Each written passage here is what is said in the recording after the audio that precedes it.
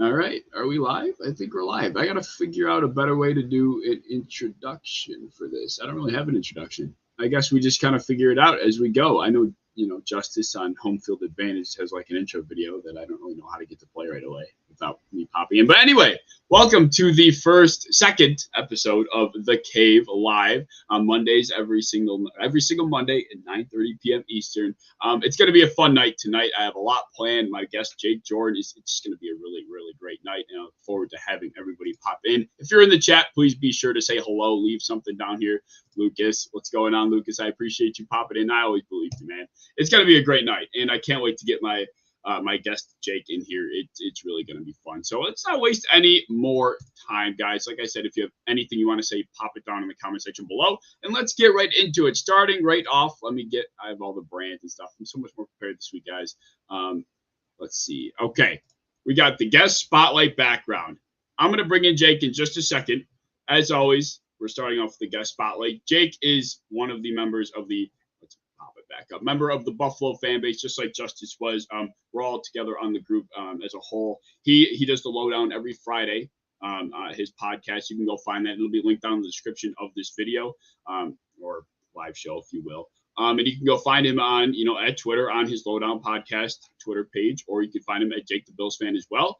Anything, Jake has to offer. He's got a lot of great takes. He's very, very smart. He definitely knows a lot more of the intricacies of football. He's definitely better with than I am. I just kind of spurred out of my ass. Jake's definitely a lot more sophisticated when it comes to a lot of his football takes. But let's bring Jake in. Jake, what is going on, dude? Happy to have you. First of all, I don't think a lot of people would actually agree with you that I'm very sophisticated in my football takes. If you go back and listen to some of my old YouTube videos when I started off on YouTube before getting into podcasting, I didn't know. Is this a PG show? No. I didn't know shit about fuck, okay? Like, I didn't know anything. I was talking out my ass. Thankfully, with all the people that we have talked to, you kind of learn things. That's kind of the great thing about this is you sit there and, you learn these things. Like if you listen to Caveman's show last week, you would have learned about the 1-point safety. Yes. I didn't even know that was a thing. That blew my mind. Justice blew my mind with that because I was trying to trick him and then he tricked me because I forgot the extra point. It was the double trick, man. Yes. I literally got bamboozled trying to bamboozle Justice. But yes, no, literally when we did Home Field Advantage, like I think it was 2 weeks ago when you were on, you were talking about the draft. And like, I know the bare bones about the draft. I know what players look out for, what positions, who's the top, but a lot more about the intangibles of these guys, the physical traits. You're a lot better with that kind of stuff than I am personally. And I know the names. I know if they're supposed to be taken high or low. Otherwise, it's about as far as I go. And I'm going to be completely candid with you. It's not because I sit down here and I research these guys, because I do not. It's because I listen to podcasts all day and I hear all these things about these players. Now, there's some players that I have watched actually, like when I watch football, because, people watch football. There's some players that I know stuff about just from watching them. But a lot of the stuff that I know about all these like top names is everybody else talks about them. So when I get to my show towards the end of the week and everybody's already talked about all these things, I'm like, I don't feel like there's a player that I can really give anybody any more insight about. So that's kind of the appeal of my show is I try to find some kind of creative thing to talk about during the week, because if I just sat there and went, yeah, today we're going to talk about, now during the season, I kind of do the thing where it's like, this is the last game. Here's the injury report. But like, during the off season, this is when people get the most creative, right? Like, so you've created the cave, and I had trouble finding my way here. There's a ton of caves around, but I eventually found it.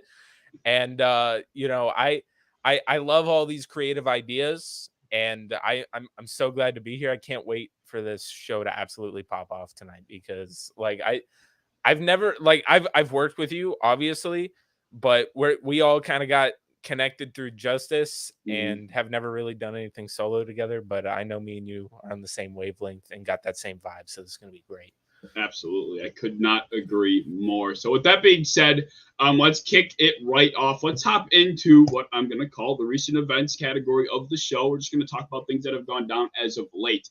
Let me try and be sophisticated here. I got my banners. The first thing that happened about 5 or 6 days ago now, if I'm not mistaken, Derek Carr signs with the Raiders, 3 years, $121 million. Jake, what are your thoughts on this?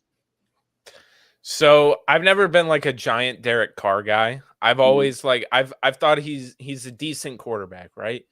And obviously this is a sign that the Raiders are giving to him to say, hey, you're a guy. We've got Devontae Adams. They just kind of want to lock up Derek Carr. And I don't blame them for that.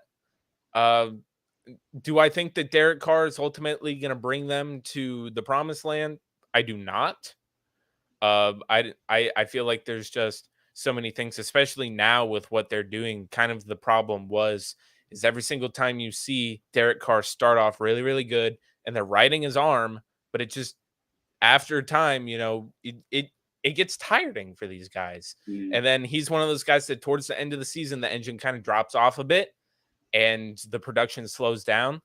And with now all these weapons that he has to throw to now, I don't know if really that part of his game is going to change at all. Like it doesn't. Yeah, you added Devontae Adams, but is that going to stop you from slowing down towards the end of the season? I don't know. But I don't think it's a dumb move for the Raiders to do because it just saves them from having to do it when his contract comes up. But I don't necessarily love it. Gotcha. Yeah, I mean, I've come to be a humongous Derek Carr fan, not just because of his play. I do think he's a relatively solid quarterback, but more so just because I do believe he's a natural born leader, and I think the Raiders could have been a 3-win team at most if it weren't for him due to all of the shit that they went through last offseason. And I've come to the belief that Derek Carr is the reason why that team stayed glued together. So I have just tremendous amount of respect for Derek Carr. So if not for his play, then I do think the leadership that he carries and the presence he is in a locker room is definitely worthy of a contract of such amount. But anyway, let's move on to the next recent event, which happened I think 3 days ago. Stefan Gilmore signs with the Indianapolis Colts, and I was not going to talk about this one because it was kind of an under-the-radar signing. Stefan Gilmore is obviously not who he used to be, although I do think he doesn't get enough credit. But the Bills supposedly had their eye on him. Was that something you would have wanted to do? The Bills have had their eye on every single veteran cornerback that has gone off the market, and it is absolutely killing me. I'm a huge advocate for getting another corner at least before the draft. It looks like it's really, really it's slim pickings. Now, obviously, there's still guys out there like Bryce Callahan and Joe Hayden and guys that they could bring in if they wanted to, but none of those guys that make me, super, super confident that they're going to be able to hold down the fort. Even, because a lot of people seem to think that Trey White's coming back earlier when I don't think so. The Bills are one of those teams that kind of, they're very cautious when it comes to coming back from injury. So they'll hold a guy out even if he's 99% just to make sure he does it. So Trey White, I kind of doubt it. Then again, I doubted the secondary when Trey White got hurt. So maybe, they'll figure it out. But yeah, Stefan Gilmore was one of those guys that I was pounding the table for. I had a meme that I was posting regularly that was like, I once again ask it at Bernie Sanders. I'm once again asking the Buffalo Bills to sign Stefan Gilmore. However, when I saw the numbers, I went, I'm good. I'm good with that. That was the next question I was going to have. Do you think this was a number that you would have been okay with paying him? And I probably agree. I do think Stefan Gilmore is still one of the better cornerbacks in the NFL. But, when it comes to $13.5 or $12.5 million a year, I'm not sure how much is guaranteed. But that's a little bit much for a guy at the tail end of his career. And I still think the secondary, the defense that we play, we could put other guys in position to be successful enough to where we don't have to pay Gilmore to be that premium. Exactly. Yeah, so definitely on the same page there. But speaking of quarterbacks getting a little bit too much money, what the hell was this about? I don't know what in God's name the Browns were thinking on this one. What about you? Well, the Browns, we have to also bring up the same organization that just gave Deshaun Watson $230 million guaranteed. So, Denzel Ward, he's a good cornerback, but they just reset the market.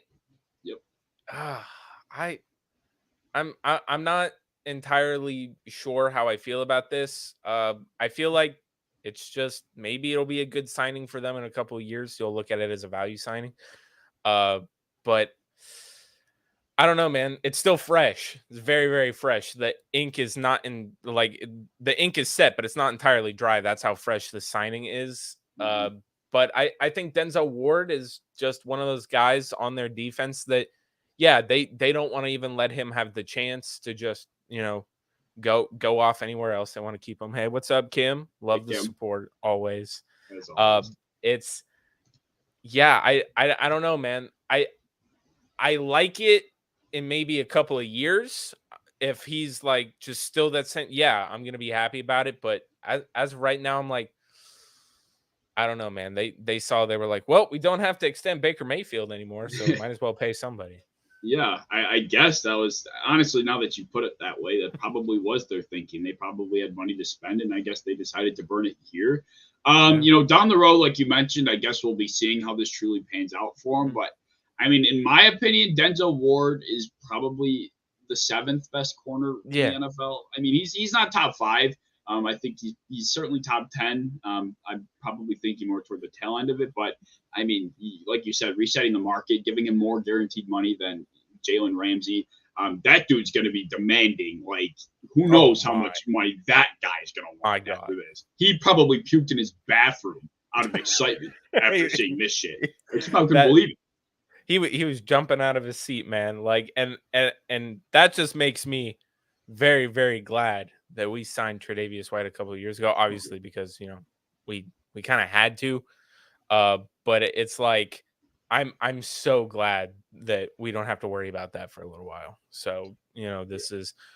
But again, that's just telling you now, if this is what the money is for corners, now if we're talking about, and how a lot of people like me do, corner in the first round. I mean, we look at this kind of money and then it's like, could you imagine where this money is going to be 4 years from now? Oh my God. Oh yeah. Jeez. Yeah. I don't even want to think about it. It would have been hell to have to deal with, hypothetically, if Trey White wasn't for some reason inked in, trying to figure out signing him and Diggs in this kind of market. It would have been, that would have, I don't even know if it would have been possible, to be completely honest. But anyway, let's move on. Those were the recent events. Let's go on into the Q&A. I got to figure out how to utilize this. Q&A. All right, banners. Going back. Banners. Okay, so the Q&A section is pretty simple. I got a question, you're going to answer. Pretty similar to recent events, as I was just kind of asking questions anyway. But still, let's get into it. First question. This is a good one, and take your bias out of it. Hypothetically, if you knew that the first rounder we traded to Minnesota in return for Diggs would be Justin Jefferson, whilst also knowing his career trajectory, would you still make the deal? Okay, so the question is, if I knew that I was going to get Justin Jefferson at that pick, am I still doing it today, taking Diggs? Pretty much. Yes, I'm going to, and I love Justin Jefferson, and he's going to be a great player, but at kind of the stage where Josh Allen was in his development, he kind of needed an older veteran receiver that had done it before. And I think that when you kind of pair a young quarterback with a really young receiver, you never really, and that's a great point, Kim, is when you pair that, you don't know exactly what you're going to get. You could get Joe Burrow and Jamar Chase. You could get that, or you could not. So when I look at it, I go, I think it would still be the safer bet that at that point, you take the older receiver with a proven record with a younger quarterback. And then that also helped his drive to get better. So I would still take that trade today. And I love Justin Jefferson, but I just think Diggs was the better option at the time. Yeah. I mean, honestly, I go back and forth with this question. I have been for the last couple of days. And when you put it in that perspective, when you look at it in that light, it's hard to disagree. But, I know a lot of people will take the production route. You've seen Justin Jefferson, what he's been doing over the last couple of years. He's younger. You don't have to pay him yet.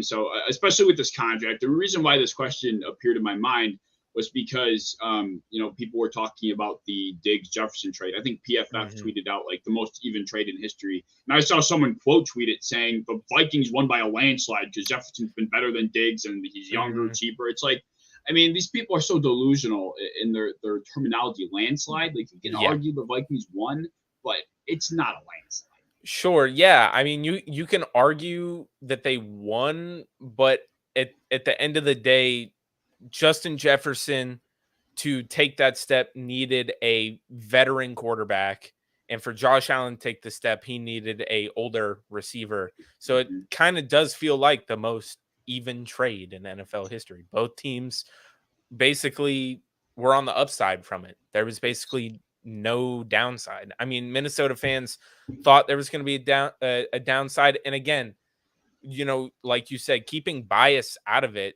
Minnesota fans don't seem to do that. They don't seem to be able to look at it from the other lens. They just look at it. Diggs was a diva and they got rid of him. Then they basically just replaced him with Justin Jefferson. But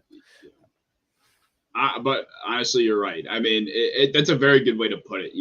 Josh needed a veteran and Justin needed a veteran. That's a very good way to look at it. I mean, and it's true. I mean, who's to say Josh Allen gets as far as he did so fast without Stefan Diggs? And I mean, exactly. I think internally, watching this team over the last couple of years, I can easily say he doesn't. I mean, Stefan Diggs did help this team tremendously.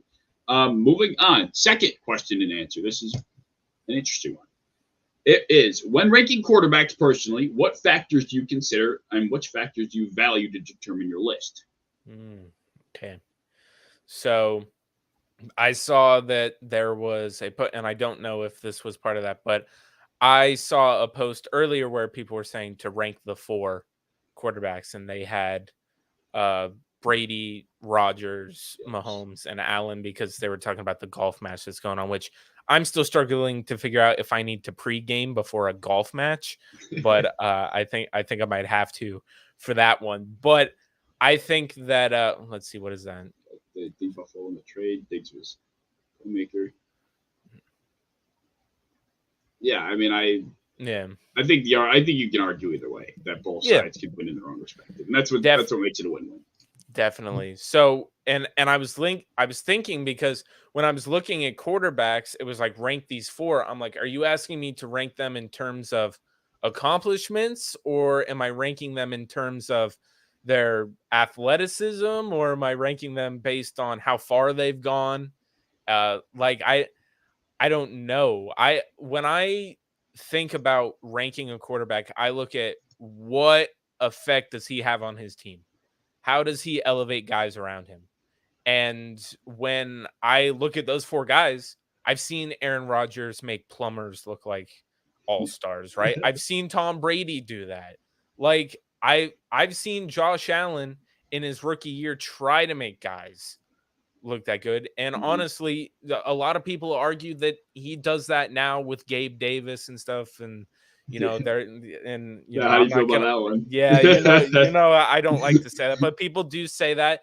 And you could argue it. Like, I'm not going to sit here and say that Gabe Davis is still as productive as he is with, a worse quarterback. So, like, if you put Gabe Davis with Tua, he's probably not as productive. And he's definitely not getting 4 touchdowns in a single playoff game because they're not in the playoffs. Right. So I think that when I'm ranking a quarterback, I look at overall, how does he elevate the guys around him and what kind of leader he is. Those are my 2 things. So like you said with Derek Carr, when I was looking at Derek Carr, he was a leader, but then I was also looking at, okay, well, does he elevate guys around him to the level of, championship caliber? And I don't think he does that towards the end of the year.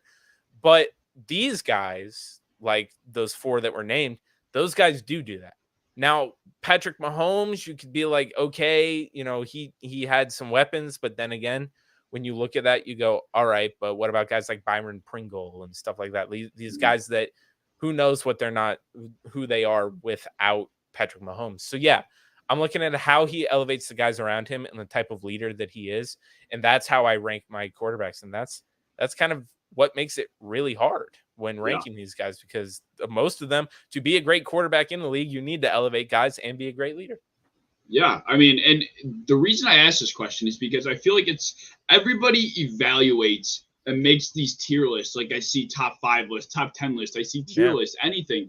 And, people argue because nobody knows exactly how it needs to be ranked or how it should be ranked. And there's no right answer, to be honest. I mean, we have there's people in the comment section right now going back and forth and giving different answers. Timing above everything else. Accuracy and consistency. Personally, with my athleticism, arm strength, football IQ, composure. Chewy says, can he throw more than 25 yards accurately? I would like to hope so. Pocket presence and mobility. And we got if Robbie Anderson doesn't improve my quarterback, I don't want him. That was a good one, Andrew. I love that. That was a good one. And a lot of these people too, they're talking about the raw athleticism of a player. And that is also a factor that you would use when ranking a quarterback. But there are quarterbacks that, have raw athleticism, but maybe they lack the thing. Ryan Leaf was a great, like he had all those kind of factors, but he wasn't a leader. He didn't have that type of mentality. And he also definitely didn't elevate the players around him. If anything, he actually, tried to bury the players around him because, when you look at people and you go, you're not good, that's not a good thing. So, I look at these, there's 100 different things that you can use to try to rank a quarterback. But I think that the big ones are definitely how he elevates people around him. Yeah, exactly. Ryan Leaf was a head case. Yeah. So it's crazy. So there's a bunch of different things that you can factor into it. And yeah, I it's hard. That's a hard question, but there's no real wrong answer because like, again, you could sit there and he can throw 25 yards accurate and Robbie Anderson loves him. And he can also really navigate the pocket. I mean, that could be your tier list. Honestly, yeah, and you're right. And I guess I'll extend this question a little bit further because why not? I was getting into arguments with people because I made a tier list and I put Tom Brady outside the top 5 because I value, the production was the biggest argument. Tom Brady just came second MVP voting. He had 5,000 yards on the league and touchdowns, blah, blah, blah. I'm like, yeah, I get it. All right. I personally, when valuing a quarterback, I take the combination of production. I take the combination of athleticism. And I feel like, like they were mentioning, and the point you made, which, opened my mind a little bit more, was the ability to elevate the players around him. And obviously you cannot deny what Brady does in that aspect. 100%. Yeah. I mean, he's probably the best at it.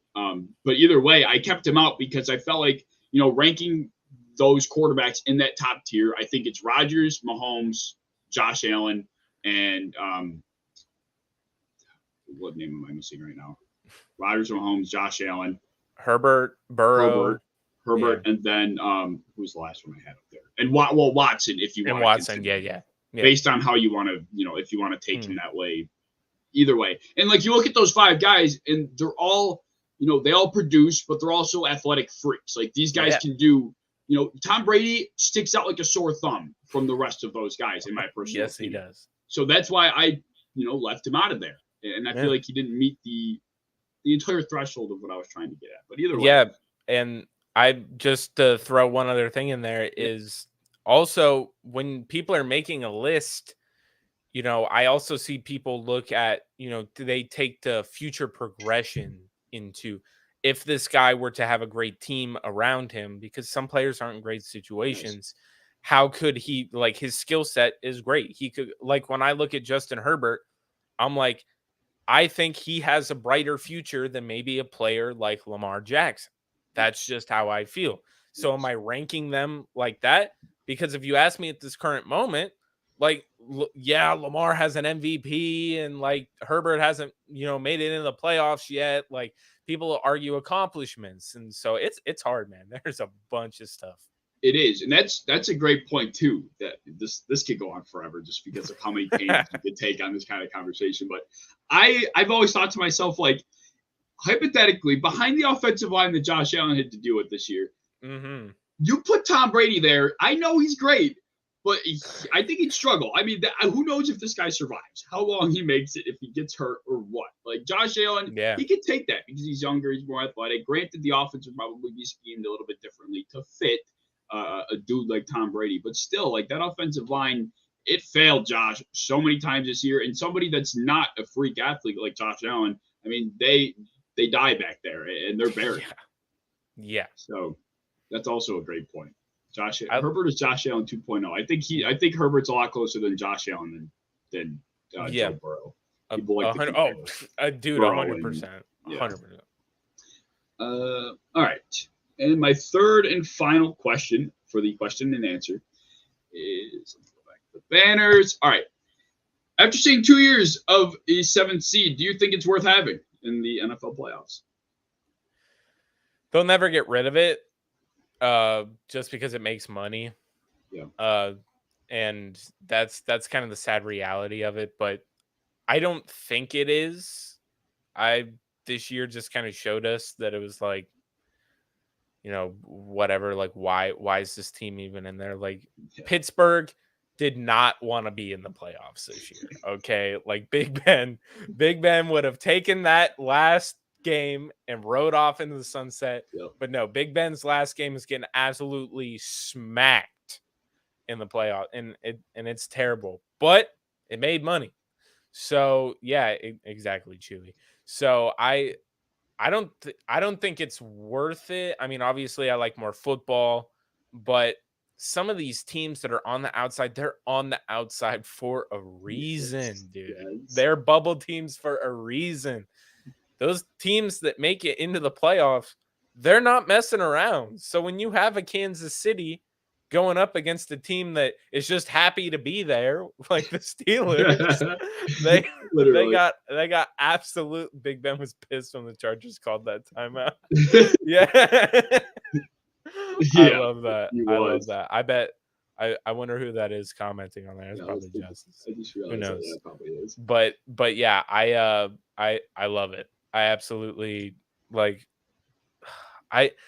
I hate it. I love it. I like having more football. I hate seeing bad teams in situations they shouldn't be in. It's not worth it, but it makes money, so I can't argue. Right. And like you said, at the end of the day, it is about the money. It just, I went back and looked at the matchups from even the year before. The Bills and the Colts, that was a 2-7. Yeah. That was a good one, though. That was a good one, though.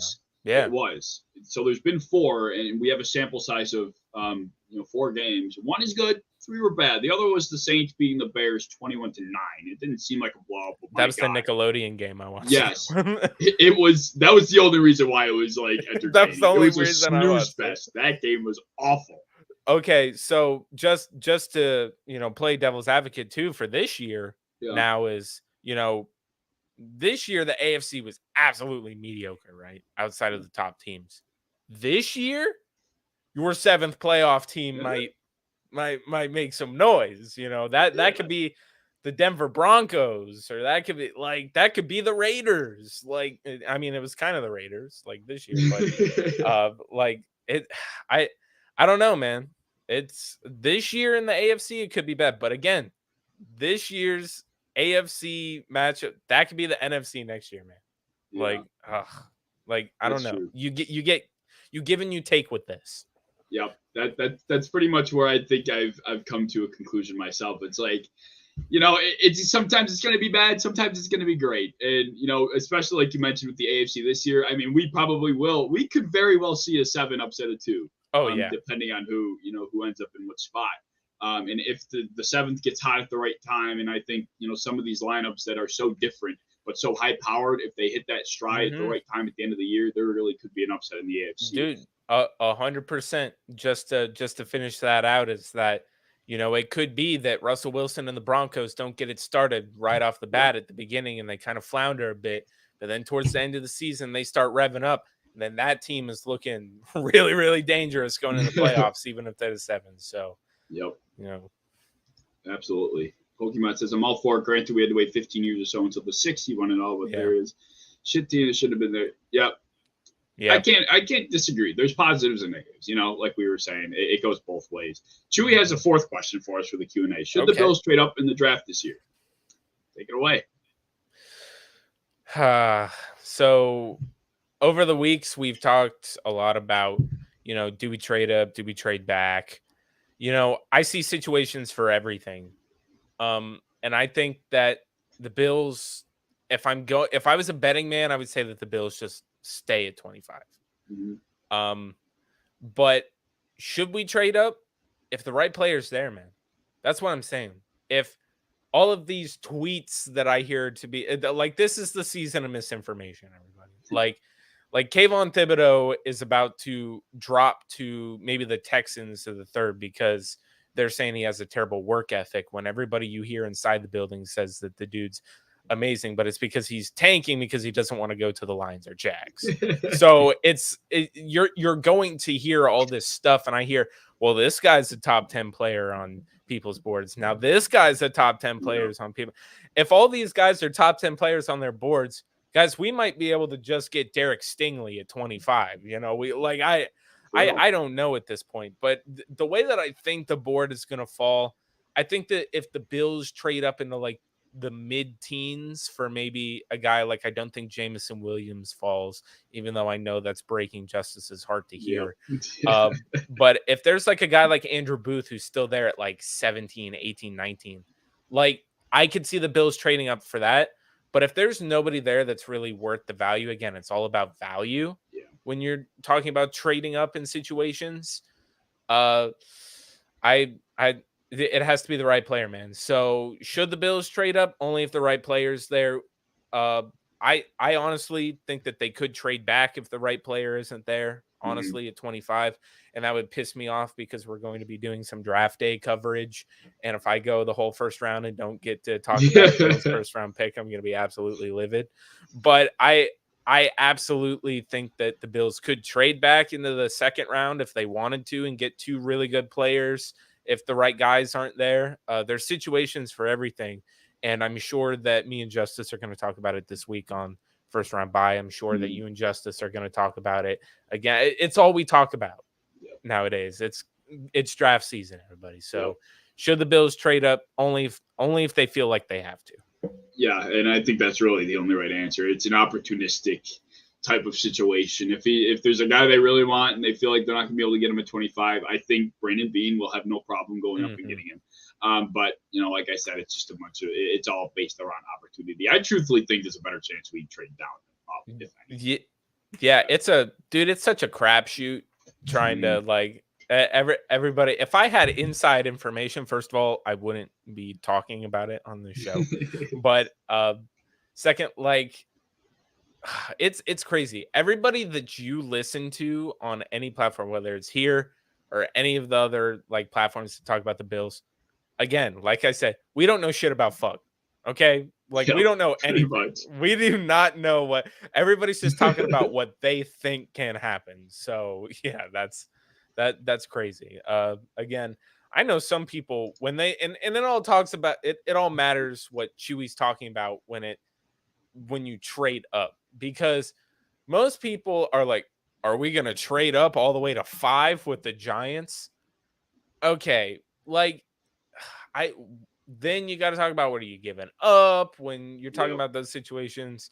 And Brandon Beane he's been aggressive in some drafts, but usually when there's a glaring need, and I don't think that you trade up to that high unless you think you're getting a guy like maybe Sauce Gardner. But again, Sauce Gardner is going to the Jets from everything, that I hear. The Jets need a corner too. So if that's the only guy that you think, because that's the one hole you think is still on the roster at corner, I see Chewy also said, I think 18 for the Washington CB. Yeah. Kyler Gordon. That could also be a play. I mean, I think you only trade up that far if you're going for a quarterback, and you don't do that. So yeah, there's 100 different scenarios for this, but again, nobody knows anything. Yeah, pretty much. I think we can leave it at that. Nobody knows shit about fuck. I like that one. Exactly. That was a good one. All right. We are moving on to the wait, let me get rid of the banner first.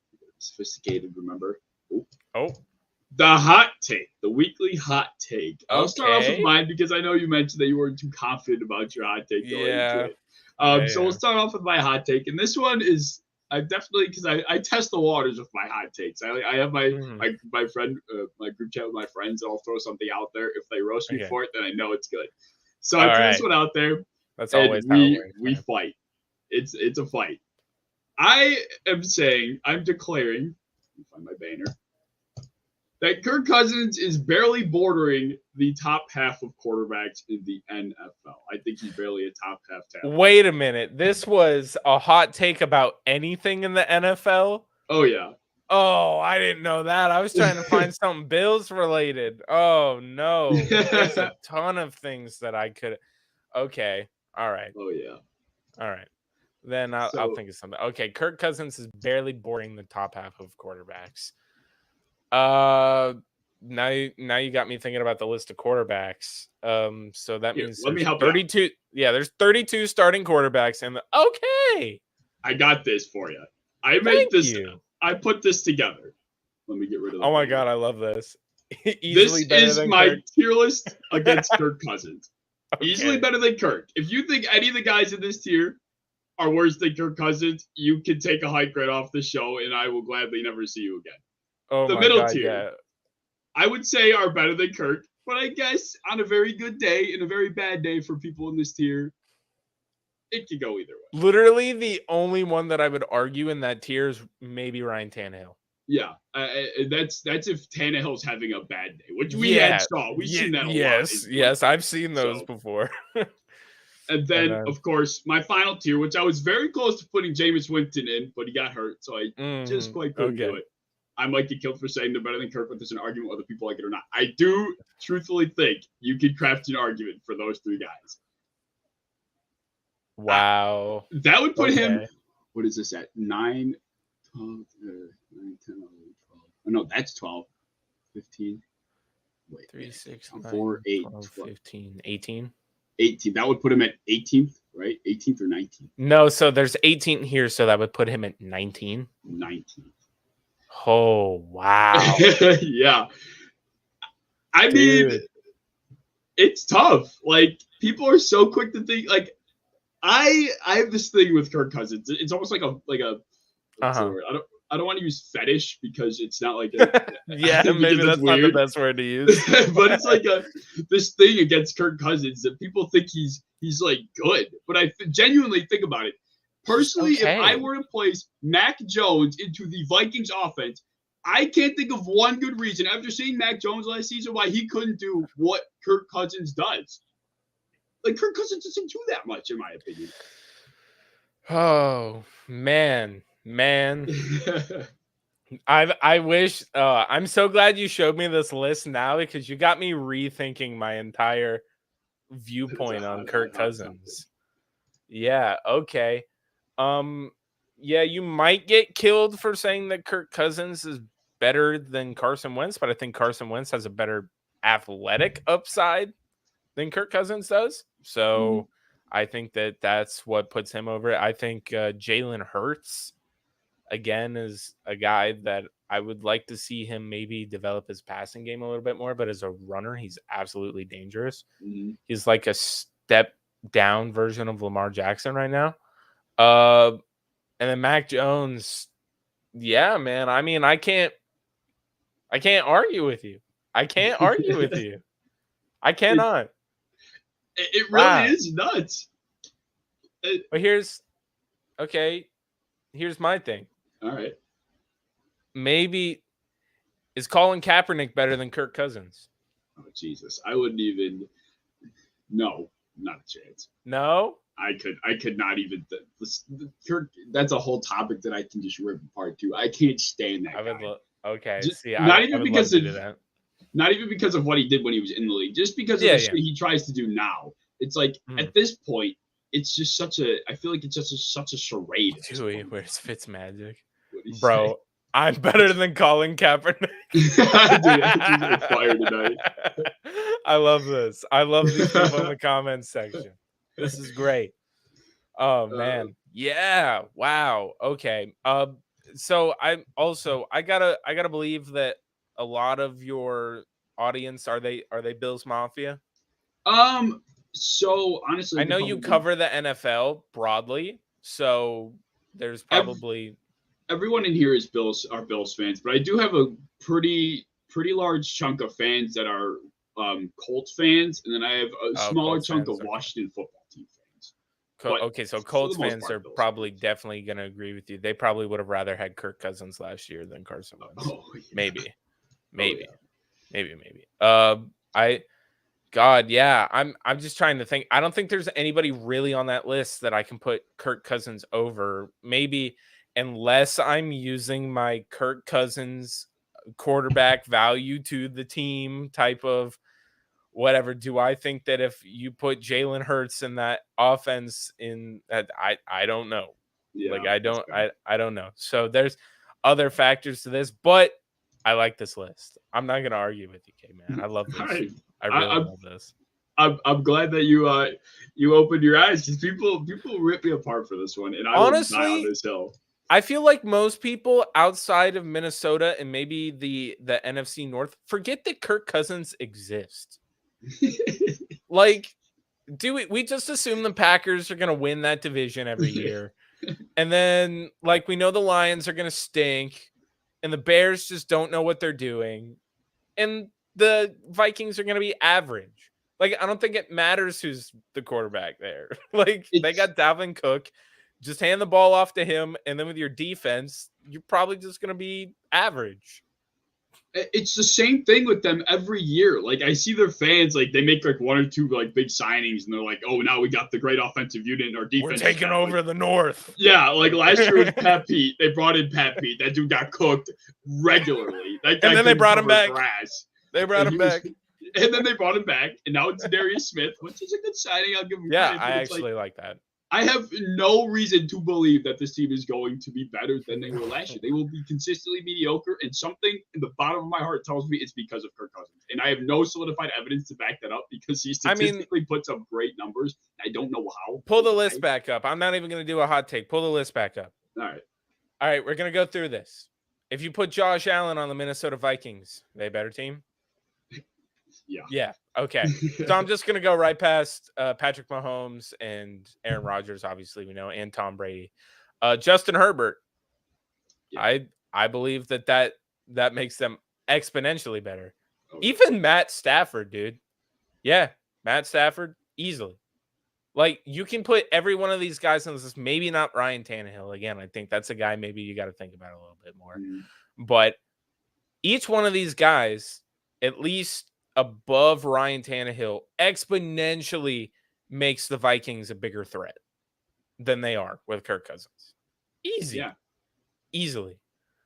Absolutely. I mean, even the guys that you might not consider as good passers as Kirk Cousins, like a Lamar Jackson or a Kyler Murray, it's like their athletic upside, and I know their offensive line wasn't great last year. I mean, that's exactly what you have or you would hypothetically have Lamar Jackson and Kyler Murray to be able to, work over that kind of hump. Exactly. With Ryan Tannehill, he's a weird one, because he goes from Davis Mills-esque horrible, like beginning of the year Davis Mills at least. Yeah. But then when he has AJ Brown, like, he becomes like unbelievable. Like, AJ Brown. He's not gonna have AJ Brown for much longer, I think. What? I don't think he's gonna have AJ Brown for much longer. Yeah, I saw that.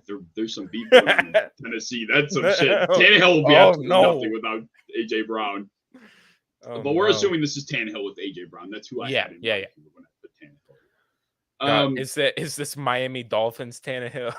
Is that what, I don't know, man. That's the one. Like, every single time I keep looking at this list, my eyes just dart right to Ryan Tannehill, and I'm like, that's the one guy that I might, we could have a discussion about. But everybody else, I think it's really, really safe to say that they bring a different kind of facet to the game that Kirk Cousins doesn't, maybe. Yeah. And I mean, even Mac Jones again. When I think of quarterbacks in New England, I think right now, I think that Mac Jones could end up being a guy that, again, I look at. I'm surprised Baker's not on this list. I couldn't stomach putting Baker on there, man. He was so bad, regardless of why. Yeah, I've always thought that Baker's ceiling is Kirk Cousins. I've always said that. I think realistic. And I think that that's what it is, and I think that the Carolina Panthers maybe need a Kirk Cousins. I don't know. I know Robbie Anderson doesn't want one, but that was funny. Where's that comment? Yeah, but oh, that's great. I love this. This has been great conversation. Better than anything I would have brought. Well, all right. Well, perfect. We'll move on, Ben. With that, I'm glad you opened up. You know what? A lot of people might have shit on me for that one, but you know what? It was a good one. No, it's absolutely terrible. Okay, man.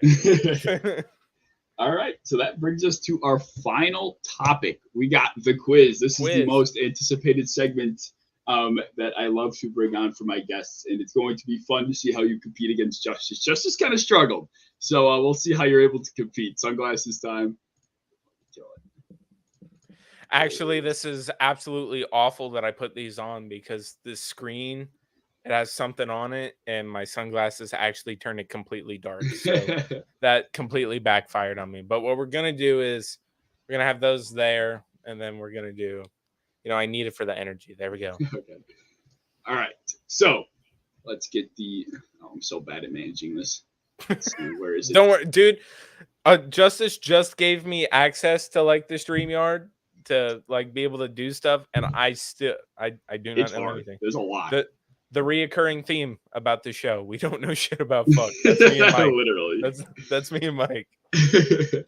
All right. So if you guys don't know how the quiz game works, you have 5 NFL quiz questions. The question categories include recent events, stats, history, draft, and football IQ. You can choose, Jake, easy, medium, hard for each question. Easy are 10 points, medium equals 20 points, hard equals 30 points, 15 seconds per question, but I'm going to try and be a little lenient with that. And then you can fight to be etched on the leaderboards where Justice holds the #1 spot with 50 stinking points, averaging 10 points per question. Jake, you have what it takes. So you're saying that each one of these, I could just say, give me the easy question, and I would tie Justice? Hypothetically. That is wow. Well, I'm not gonna do it. I'm not gonna do that because I'm actually gonna play the game, and if I embarrass myself, I do not care. Look, I'm still trying to feel out this game. I don't know. I try my best to think about it. And like I use my friend group chat for my hot takes, I do it for a lot of these questions too. Like if they know the answer, then I know how to gauge it. If they don't, But anyway, let's get into it. First, we got the recent events question. Do you want to do the easy, the medium, or the hard? I feel like this is the one. I saw Justice go hard. I'm gonna go hard for this as well. I feel like if there's one question that I have the best chance of getting a hard one, is probably this one. All right. So we'll start with this. Where did cornerback Casey Hayward sign this offseason after he was with the Raiders? Oh, Casey Hayward. Oh, I feel like I know this one too. Is it the Falcons? Correct. There you go. Yeah, boy. Dang, Let's go. That was huge. 3 seconds on the clock. You got a buzzer beater. That was a good one. Nice. Justice is sweating right now. 30 points on the board for Jake already. Wow. I would not have known that if I didn't look it up myself. No, you want to know why? What did I tell you earlier in the show? I have been looking at corners all off season, dude. And I had to think. I was like, yeah, he was linked to the Chiefs, and then I was like, he didn't go back to the Raiders, and then I'm like, wait a minute, he was the one that when he signed with the Falcons, I was like, what? Yeah. Why? That's what I thought when I saw that too. I'm like, why did he go I would have went back to the Raiders or something, man. I would have went back to the Raiders for pennies before I went to the Falcons. Oh man, he probably thought that Deshaun was going there.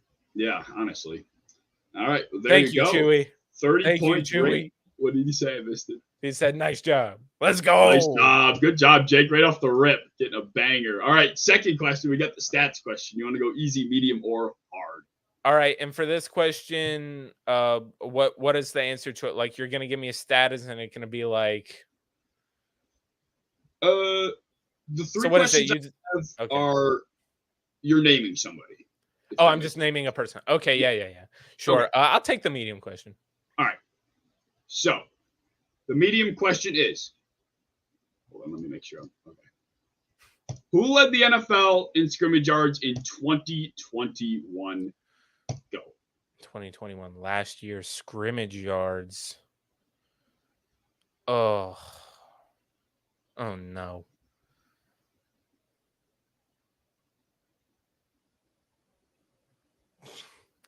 Yeah, man. I'll let you get an answer in. Okay, yeah, I'm completely drawing a blank here. Najee Harris.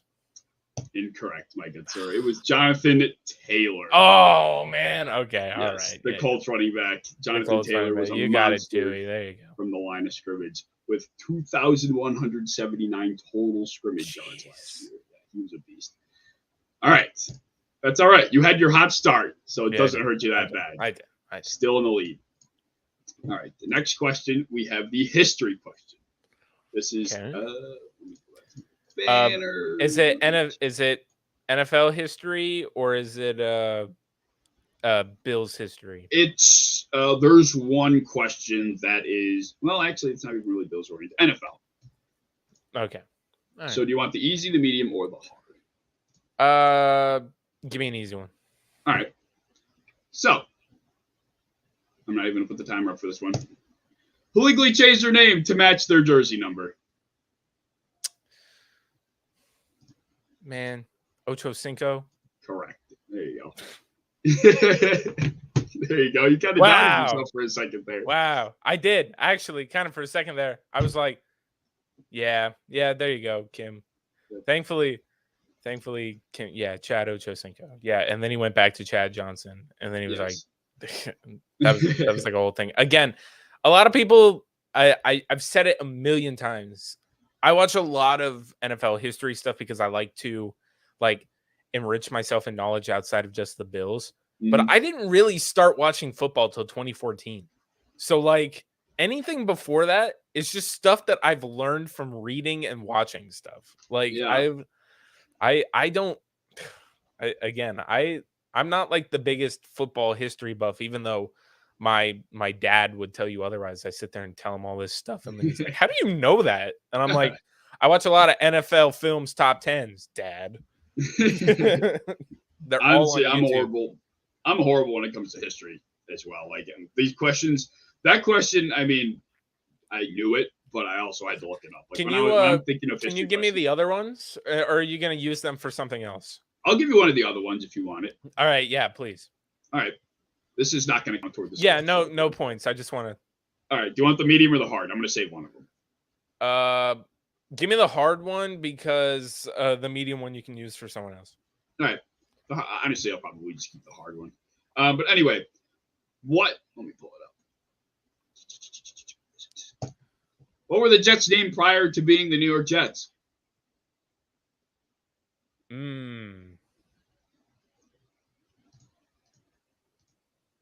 Trying to think, because didn't they enter the AFL as the Jets?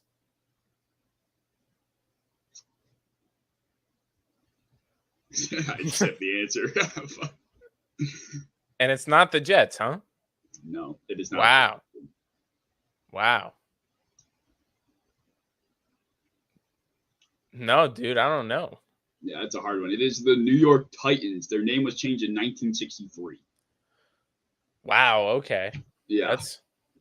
I didn't even know, because if you've watched that entire there's a video that shows all of the teams and how they've got their names and stuff like that. Mm-hmm. I don't remember the Jets being brought up as the Titans. They just kind of popped up when the AFL popped up. Yeah, I don't know what. New York. Was that their football club name before they joined the AFL? Before Jets. Let me see the actual history on it. Yeah, it says, honestly, there's a cool feature on here where I could share my screen. Let's do it. Oh my God. Take advantage of what I'm paying for crying out loud. Share screen. Okay. Share. Chewy, get out of here. So you didn't remember? All right. Here we go. The New York Titans. The franchise is legal organized. The team was founded in 1959 as the Titans of New York, an original member of the American Football League. Later, the franchise joined the NFL and the AFL in 1970. Huh. There you go. There's a history on the New York Titans. Hey, I was today's years old when I found that out. Yeah, I was 2 days years old when I figured that out. When I looked. Did you guys know there was a professional NFL team that played in Tonawanda? That I think I did know, but I don't know the name. I've heard that before. I think there was. Wait, hold on. Let me pull up the screen sharing thing. Let's look it up. Pull it up again. Why? We're paying for it. The Tonawondas. The Tonawanda Cardex Lumbermen. The team is most notable for its one game as a member of the American Professional Football Association in 1921. Now the NFL, the shortest-lived team in league's history, the Tonawanda Cardex Lumbermen. Wow. I mean, that just rolls off the tongue, doesn't it? Oh, who are you? Who's your team? Oh, the Tonawanda Cardex Lumbermen. No wonder they didn't make it. Interesting. Walter Tam Rose was the coach. Nicknamed the Jacks. So they played one game, huh? They were founded in 1913 and played one game. Here, I'll give somebody. What is during the wartime? Do you remember what the name was when Philadelphia and the Pittsburgh Steelers had to combine as one team because they didn't have enough players? I don't know shit about fuck. Really? I'll see if anybody in the comments knows before I say it. I don't think the Cardex would sign Cap either, Andrew. Yeah, probably not. Probably not. I have no idea. Okay, so it was the Steagles. The Steagles.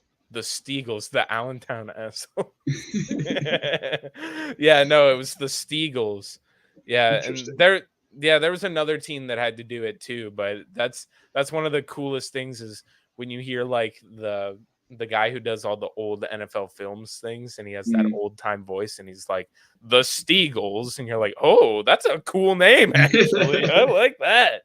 I've never heard that one before. That's a new, and I just learned something. Yeah, today's years old. All right, let's get back on track here. All right, yeah, we're in a quiz. We're still doing the quiz game. I forgot. All right, question number 4 is a draft question. This is, like I said, all NFL questions. Cool. So do you want the easy, the medium, or the hard one? Give me the medium one. All right, this is an interesting one. Where is it? How many Joshes were selected in the first round of the 2018 NFL draft? Go. Let's see. Is it 3? It is not 3. Oh. It is 2. It was just Josh Allen and Josh Rosen. Well, I was thinking because I didn't know when the Jaguars' Josh Allen was drafted. That was kind of the trick. That's why I had that one at medium because that was kind of the trick I was insinuating to play on there. Okay. But it was 2 indeed. All right. We'll move on to the final question. Well, I got 4. Is this the final question? Then not this one. There's one more. Oh, okay, cool. So I was about to say I got to go for the win, man. So I mean, I could just go easy on the next ones, but why would I do that? You got the first one right for 30. You got the third one right for 10, so you're at 40. Yeah, I'm at 40. That's what I'm saying. If I want to go for the win, I gotta. Last one, football IQ question. Do you want the easy, the medium, or the hard one? Give me the medium one, man. I gotta go for the win. All right, there we go. Football IQ question, medium. Oh, no, that's easy. Medium. How many ways can a team score in the NFL? Where's my timer? Go.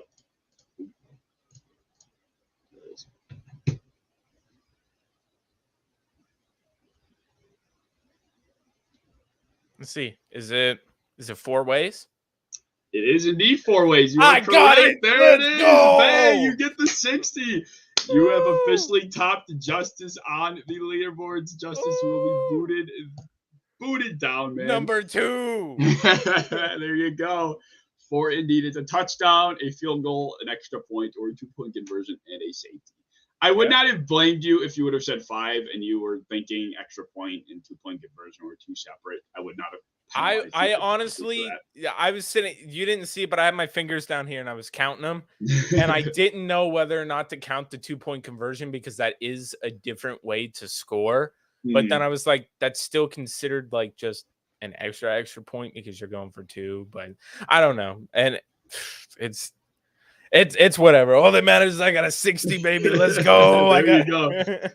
Justice is going to be rather upset. I think I gotta give Justice another shot. I really kind of screwed him with some of the hard questions. But he'd take easy, and the question was pretty hard, and I kind of felt bad. I'm like, I gotta read Justice.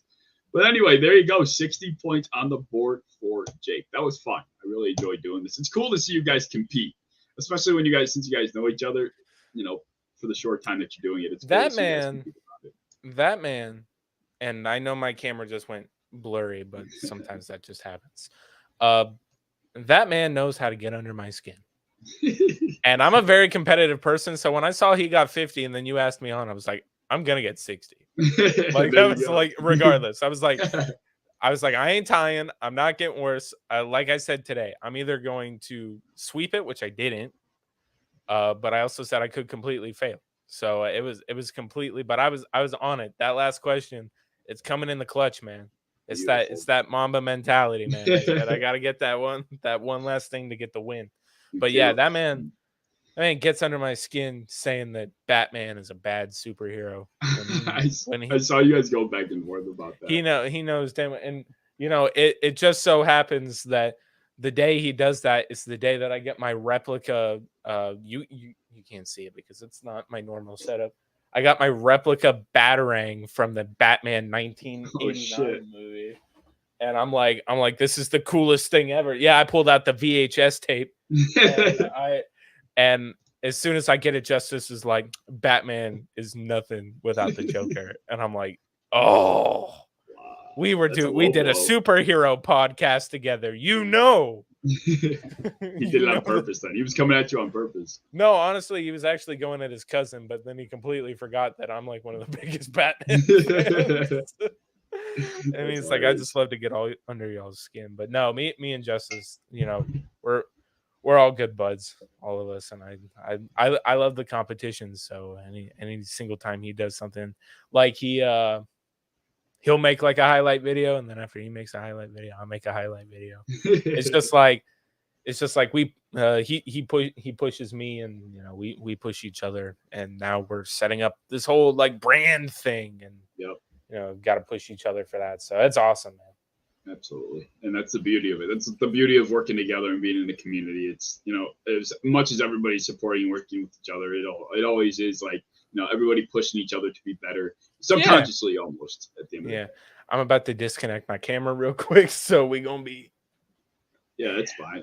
I was just about to wrap it up anyway. The quiz game is the last segment, so I do want to wrap it up. Chewy says, "Great show, go Bills!" Thank you, Chewy. I appreciate it for you tuning in. Thank you very much. We're not go Bills, anymore. indeed. Jake, I appreciate you coming on. It was an absolute blast. We had awesome conversation. Hey, man. I mean, it's awesome. Again, I would clip some of the things that we've said in here, and I'd upload that to your YouTube channel as videos, man. We've had the good, especially the Kirk Cousins thing. That was awesome. I was not expecting you to pull out the whole damn tier list. I had that one. That was a calculated hot take. I've had that one on the burner, and I've been cooking it hard for a while. Not just like a week. I'm talking months. Yeah, you've been waiting. You're like, you need to bring that up if you bring the next person you have on. You should just have it. That should be your reoccurring segment. Is who's better than Kirk Cousins? Or yeah, honestly, I'll do a hot take and then I'll do the Kirk Cousins take. Can you tell me why these quarterbacks are better or worse than Kirk Cousins? Are any of these quarterbacks worse than Kirk Cousins? And I bet you everybody's gonna go, no, Ryan Tannehill. I'm gonna be like, that's the guy that Jake always been talking about. I love it, man. This has been awesome. All right. Well, thank you for coming on, man. And everybody, thank you for stopping in. I appreciate everybody coming in, leaving comments, leaving thoughts. It was awesome. Andrew had comment of the night with the, first the Colin Kaepernick one, but then the Robbie Anderson. Anderson doesn't approve. This was the best one, I think, for the night. So, everybody, thank you for popping in. And I'll see y'all later. Next week on The Cave, Monday nights, 9:30 p.m. Eastern. I'll see y'all later. Peace. Go Bills. Go Bills.